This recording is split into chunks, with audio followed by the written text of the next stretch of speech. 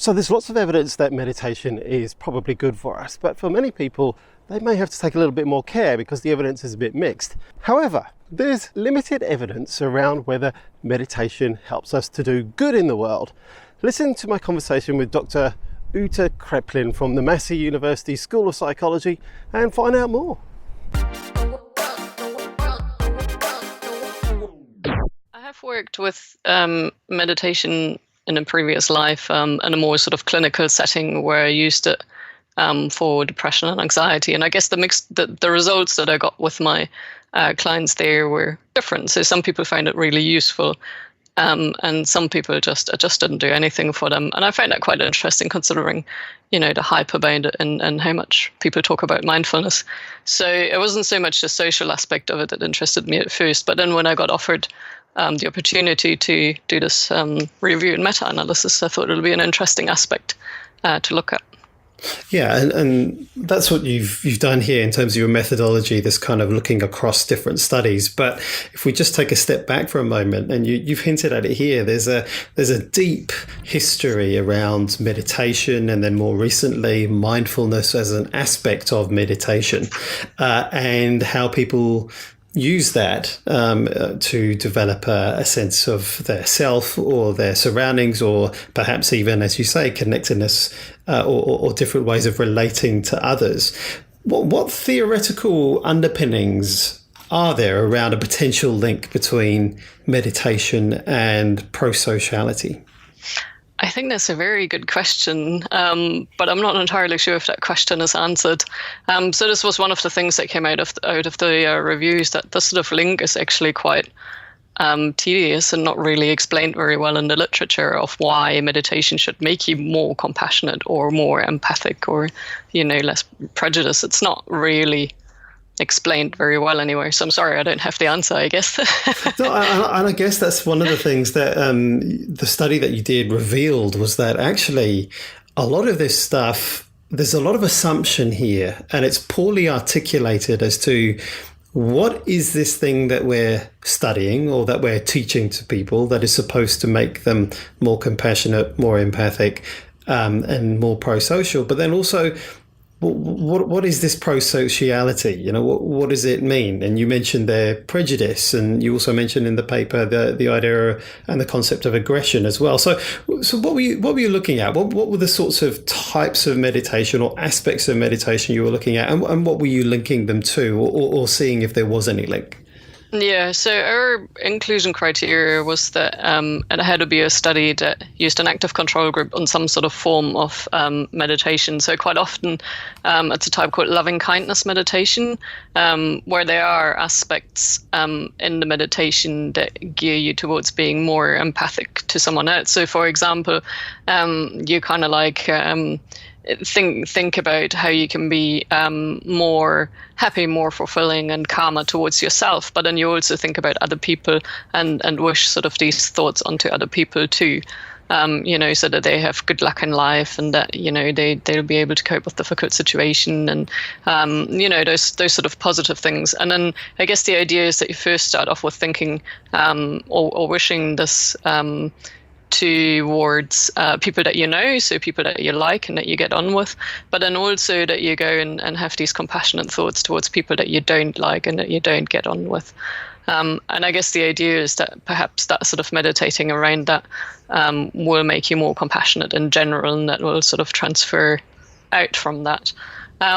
So I guess the studies that were included came under two categories. Either they used a sort of loving kindness based meditation where the pro-sociality was inherent in the meditation, but also as long as they included a measure that measured pro-sociality. So not everyone used the sort of loving kindness approach. Some used just normal sort of mindfulness exercises, but then they also included measures of, for example, compassion or connectedness, and then they were included in our study. So that's interesting. You've made that differentiation there between the different kinds of meditation, and one of the things that listeners might be more familiar with, as well as that kind of compassion-focused types of meditation is things like focusing on your breath, or repeated counting. That's a different kind of meditation that you were talking about in that latter section there. Yeah, I guess you're adding another dimension in it. So the beginning is the same. So you're still focusing on your breath and about, observing emotions and kind of like being non-judgmental towards them. But then there's also that added element of, thinking positive and compassionate thoughts towards yourself, and also other people. Mm. So you mentioned compassion and empathy and prejudice as some of the dimensions of pro-sociality. What other ones were there, and why did you choose them? The categories basically came out of the study, so we didn't really have a preconceived notion of what sort of is pro-sociality and what had to be included. But they were basically the measures that pretty much all of the studies used. So they kind of like came out of that. You mentioned at the beginning that you've used some of these in some of your work, and certainly they've become very popular both in kind of clinical interventions for a reason when people are struggling with something in their lives, but also non-clinical interventions as well. If you're looking at businesses or startups even, often they're encouraged to use some of these techniques in order to perhaps enhance their well-being or even their business performance. Yeah, I mean the stuff that I used wasn't so much it didn't have to focus on the pro-sociality. So the stuff that I used more had a focus on stress management, I guess. But it's interesting that you managed the workplace kind of environment where I think mindfulness is being used and is really promoted by the corporate. But, what are we actually doing with this? Are we trying to go and create, placid and conforming employees, that don't really react towards anger or irritating situations? And, if we're doing that, is that actually a good thing? Shouldn't we have a little bit of anger in a controlled and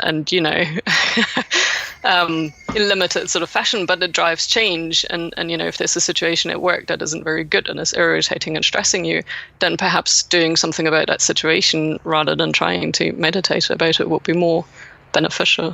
That's an interesting point you raise, and I think it has been a critique that has been levelled at the kind of mindfulness movement as it's been deployed in the workplace, that actually there are structural things that need addressing rather than asking people to adapt themselves to deal with a situation that is potentially harmful. Yeah, definitely. I would agree with that. There are other areas too, I guess, that sometimes get critiqued, but sometimes, the critique gets also silenced often. But the military, for example, is starting to use a lot of mindfulness too. But again, what is the end purpose there? Is it to improve the well-being of the military, or if you're a sniper, so you can let go of all of your emotions and do your job better?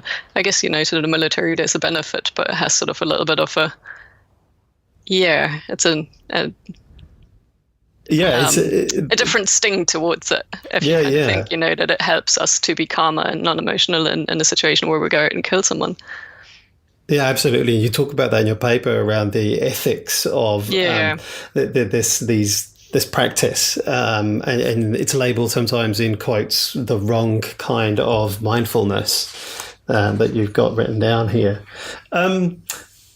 So it's interesting, right? So it's not just the benefits for the individual that we're looking at, that you're examining here, but it's the proposed benefits for interpersonal relationships and wider society. Yes. So what's the evidence for that? How much literature is there around that? We'll talk a little bit about your literature selection criteria, but where does this hypothesis come from? Is this something that's quite common? Because we hear about it more from the individual point of view. Yeah, I think it's something that's probably evolved a little bit later after the benefits for the individual. But I think one of the critiques of the mindfulness literature is that it's very individualistic and very focused on the individual. So I guess this is maybe an idea of branching out and making it more relevant to wider society too. But I'm not entirely sure actually where this came from. One of the things that you talked about is the health literature. And it's becoming clearer that connectedness seems to be something that's relevant for improving people's health. And it's also mentioned as one of the possible pro-social impacts of meditation. So I see a possible bridge point there from the two areas of literature. Yes. Yeah, I agree. There probably is a bridge point there. But I think the sort of idea that the social aspect is actually really important to our mental health and our well-being is probably coming in later, just now after a lot of these studies were run. So it's probably a bridge that might be now added later, but it wasn't necessarily there from the beginning. I think it is more come out of a critique that mindfulness is very much focused on the individual and, not so much on the wider society.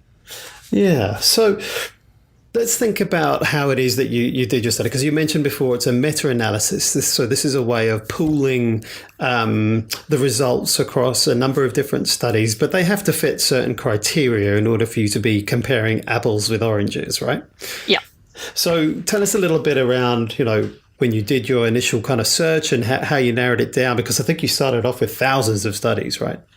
Yeah, and then I guess, as I said earlier, one of the inclusion criteria was that it used a meditation-based intervention. So a lot of them were mindfulness involved, but I don't think all of them, or sometimes, they compound words put together. And then also that they had to have an active control group. So a lot of studies don't necessarily use a control group, so we didn't include those in our study. Then we only looked at healthy individuals over 18. So there are some studies with children too, but we didn't include those. We wanted to look at adults. What else? So tell me what you mean by an active control. So what's a control group in this context, if you give us an example, and how is it different from a passive control? Okay, so normally if you're looking at intervention, you compare your intervention against another group that does something else. So for an active control group, you're giving them an active task.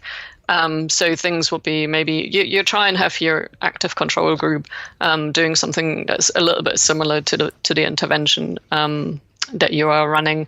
So some of the active controls that we used were watching a nature video, or one study had a discussion group about compassion and sort of, being more connected towards other people, which I think will be a really good control group because you're talking about the same sort of social concepts, but you're taking away the mindfulness aspect to it.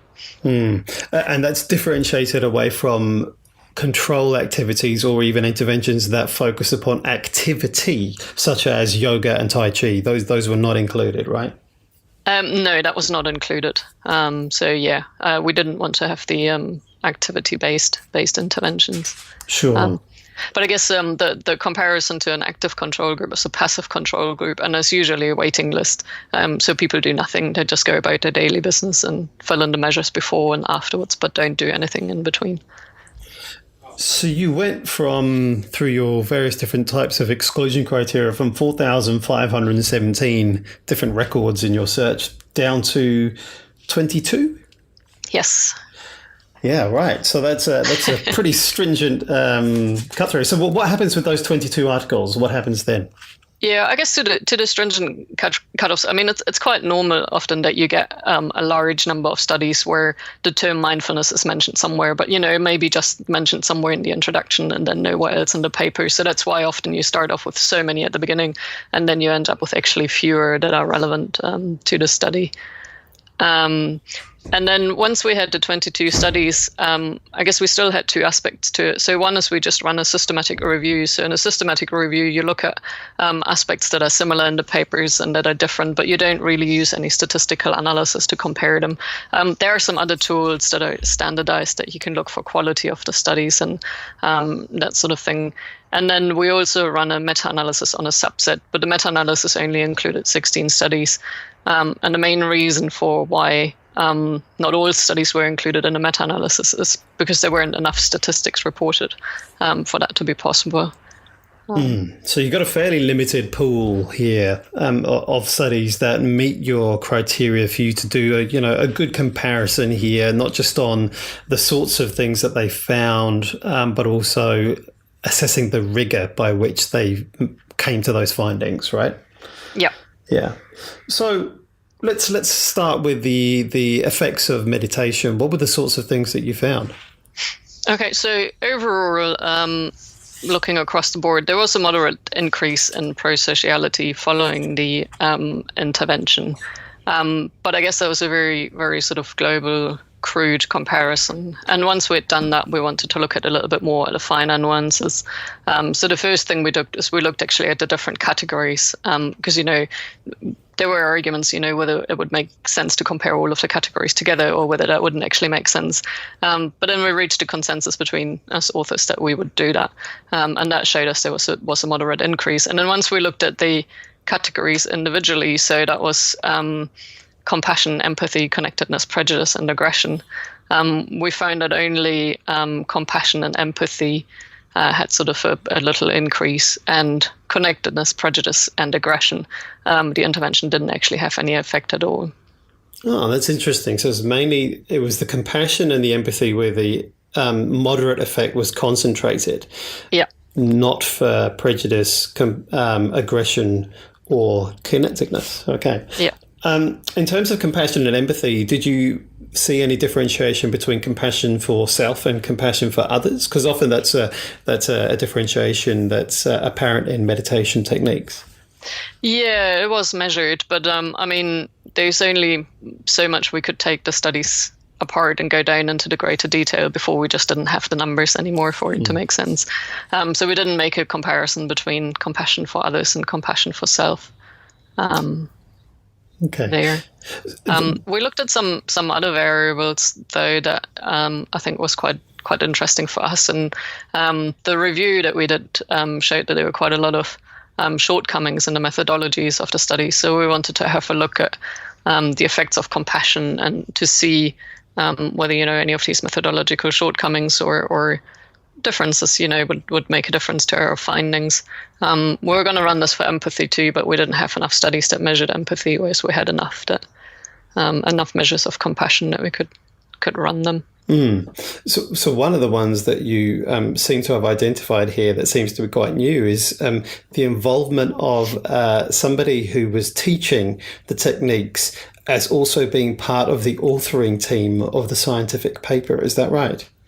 Yes, so that was one of the variables that we looked at, and where we found that the effect was there when the author was part of the author team, but not when when the intervention was taught by. Most of them were audio recordings, so if someone had recorded them previously and then played them to the participants. Although there were studies too that used, or one study that used an external teacher that was sort of part of that too.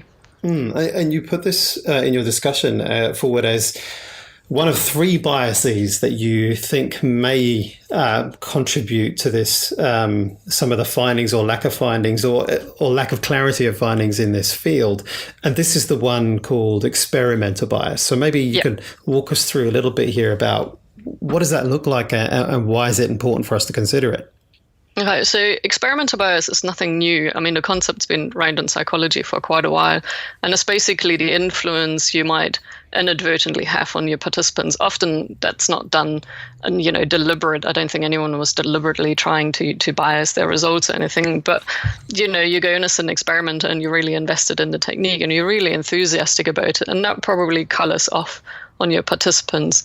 And also, which I guess is a little bit of a similar concept, but slightly different, sort of demand characteristics, where then the participants see that you're really enthusiastic about it and you really believe in this and you really want it to work. So they give you the answers that they think you want from them, if that makes sense. And then you're not actually measuring what's going on, but you just have the sort of biased data at the end of it. So you've got this almost interaction going on where you've got somebody who's really highly invested in teaching this and making it work. And you've also got perhaps a group of people who are receiving this instruction and they can see how enthusiastic this person is and they really, really want it to work too. So they report back what it is they think you want to hear.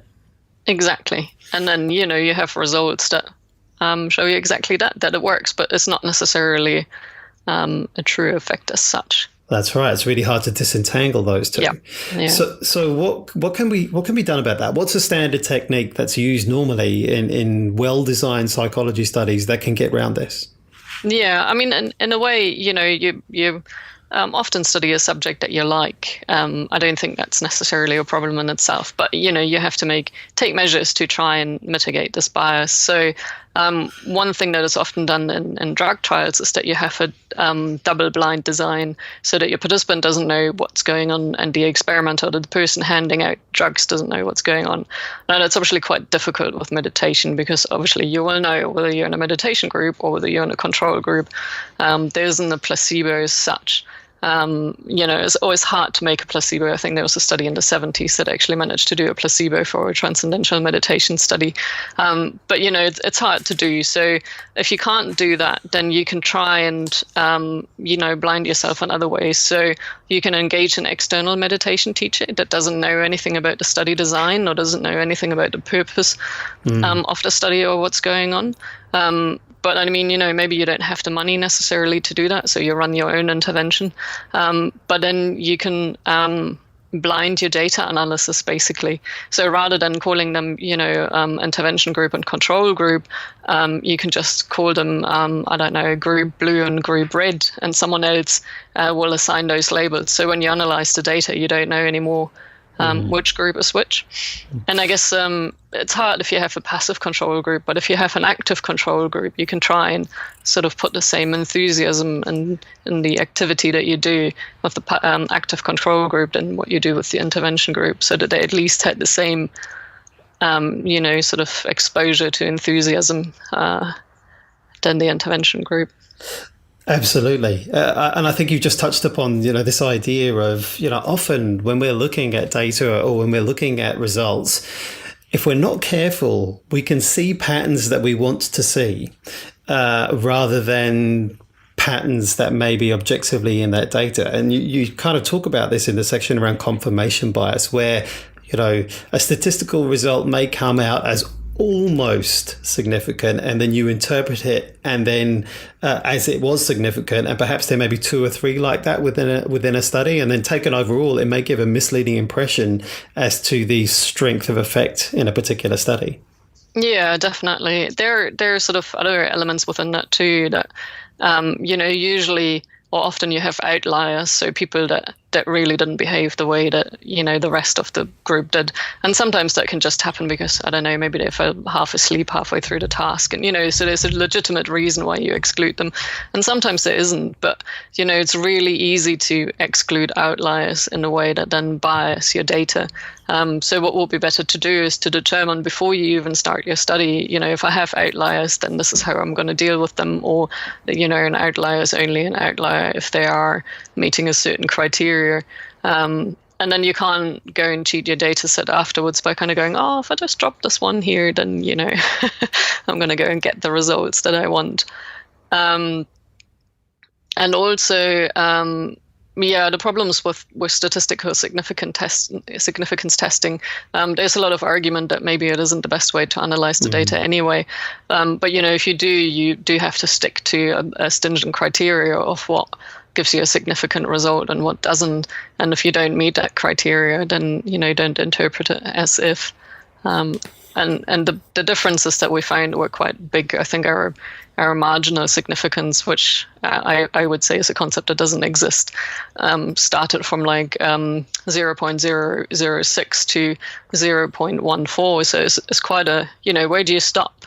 Mm. Yeah, exactly. Yeah, it becomes very, very blurry, and the more you blur your eyes, the less confident you can be in what the output of that paper is. Yeah. So the other thing that you identify here, and I guess it's related to what you said around these sort of like demand characteristics within a study, is this expectation bias. And I guess that there is a general sort of expectation that if you engage in meditation, there must be some kind of benefit here. If I'm doing this intervention, I can expect something to happen. Yeah, I guess that's also what we've been fed through reports about meditation and sort of mindfulness. That it's the quote that we start off our paper that if every 8-year-old will meditate, the world would be without violence in 8 years. I don't think it's the exact quote, but it says something along those lines. And that sort of really filtered through. The other thing that most studies did is they recruited their participants in sort of yoga and meditation centers, so where people would go voluntarily to go and meditate. So they're not just someone randomly picked off the street, but they're people who already have an interest in meditation and already doing active steps, or maybe not meditate, but they do yoga, which I guess maybe you have more of maybe this is just an assumption on my side, but maybe you have more of an interest in meditation if you also do yoga, or you're more open to the idea, and then you already have the sort of positive expectation in the intervention that you do. And maybe if you do it with a group of people who really, really don't care and really, really don't want to be any more empathic or more compassionate, then you would get totally different results. Yeah, I think you'd definitely be pushing uphill there to try and get to anything to happen. So if I can just perhaps summarize, and then we can talk about why this matters. We've got a moderate effect here on compassion and empathy for particular kinds of mindfulness meditation that met the criteria. But you've also identified some concerns around the methodology, particularly if the technique was taught by somebody who was also on the authoring team, expectation bias and confirmation bias, people seeing patterns or perhaps excluding data where it kind of fit their needs in order to make that happen, which is a big issue. What next? Why should we care about this, and what are your recommendations for how we should look at this phenomena in more detail? Yeah, I think there are two implications. One is on the sort of research side, and that the research the research community really needs to go and pull themselves together and address some of these limitations in the study design before, we can say that scientific research actually backs up these meditations. And I guess, we spoke about some of the things that might be done in order to counteract those. But I think the other thing is that, if you take these studies away and kind of like run with the claim that meditation is going to go and do all of these things, then what if it doesn't work for you? What about some of the negative effects? And we touched on a couple in terms of the military and the corporate, but also for you as an individual, it might make you feel quite isolated if, you meditated and then you realize, everyone else seems to be getting these great positive effects and I don't, and that can be alienating or isolating, and it might also negatively then impact on your mental health and well-being. And I guess more on a sort of wider scope, meditation or mindfulness, if done sort of alone at home, can have negative effects too, where it actually increases anxiety and increases depression, and in some rare cases leads to psychotic episodes. So and that's something that isn't talked about a lot because we gloss over the negative things and or the negative things are glossed over and just the positives are reported. And I guess we wanted to try and say, no, let's be a little bit more critical about this, and let's have a look at it and let's talk about these negative effects too, so that they can be addressed, or people who don't get the positives from meditation, that they don't feel isolated because of that. Mm-hmm. No, I think you're right. I think it is being looked at a little bit more critically now. What is the experience of somebody who perhaps spends a lot of their time avoiding their own personal conscious experience because they find it distressing, suddenly being asked to focus upon that or to clear their mind and focus on other things when they find that very difficult to do, and they don't perhaps have the skills or the confidence or the support to be able to do that. And so suddenly they're doing that on their own. Is it any wonder that for some that can be quite a distressing experience with, for some, serious consequences? So I think you're right. I think we need to be more critical around who it is that we ask to engage in these activities, and also making sure that we are monitoring and researching what the impact of this might be, and not just assuming that it's going to be a positive effect. Yeah, exactly. I think the support network around it is really important too, that if you do realize that something isn't quite going the way you thought, that, you have backup and someone to talk to about this. I think there are, I guess the last thing about what could change is that maybe, the researchers go back and actually have a look at what are actually the mechanisms of mindfulness, or meditation. How does it actually work? How is it actually supposed to be doing this? And I think the research community is turning more towards that question too, than it, even a year or two ago. And also in the sort of wake of this, I came across the Mindfulness Centre at Cambridge University in the UK, and they actually now have a big disclaimer on their website somewhere talking about some of these things, which I think is a positive. It's good that it is talked about too. Hey, I really hope you enjoyed this video. If you did, don't forget to like and consider subscribing too. It helps me to develop this channel so much. Thanks very much and go well. See you again soon, I hope.